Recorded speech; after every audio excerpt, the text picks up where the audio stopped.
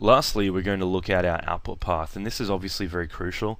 We're not dealing with particles. Particles we can press play and it calculates and simulates in real time.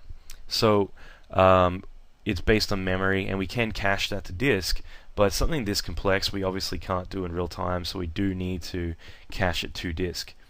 Now file sizes get big really quick.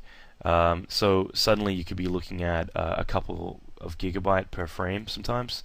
They can get really big based on your grid resolution and also based on the dimensions and what channels are being exported. So going to keep all this stuff in mind. Essentially, file sizes will grow based on what you're storing in them.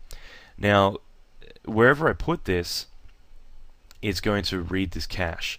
So when I initially set this up, I'm going to run simulate. It's going to write out each and every frame to a file. So frame 1, frame 2, frame 3, frame 4, and that way all these frames are kept here.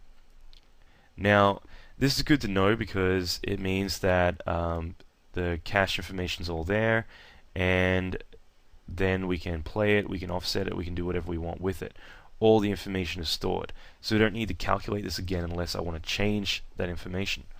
So adjusting my shader, for instance, I don't need to resimulate it. It's reading the cache and letting me change the values in real time.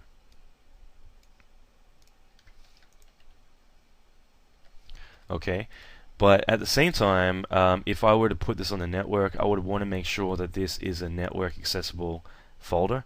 If I were to simulate this to C drive, like to my root directory, and then I put this on the network and someone else tries to access it, it's going to look for C drive, whatever, C prompt, FXD, whatever, and it's not going to be able to find it. So you want to make sure that whatever you simulate is a network accessible path.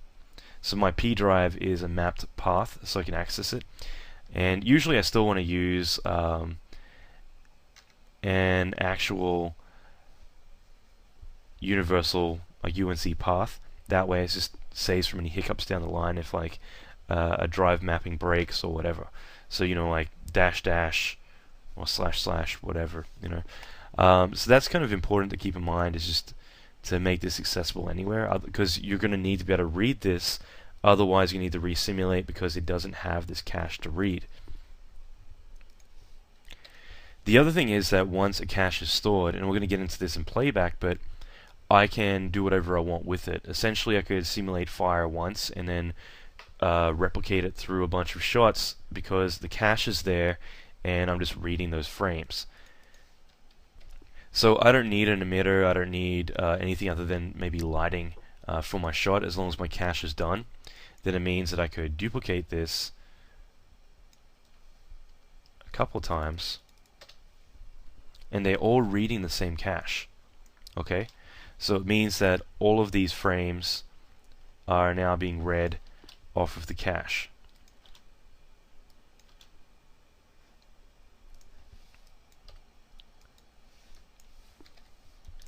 So it's pretty important just to kind of keep in mind that this is where it stores it. Wherever you specify it needs to be network accessible.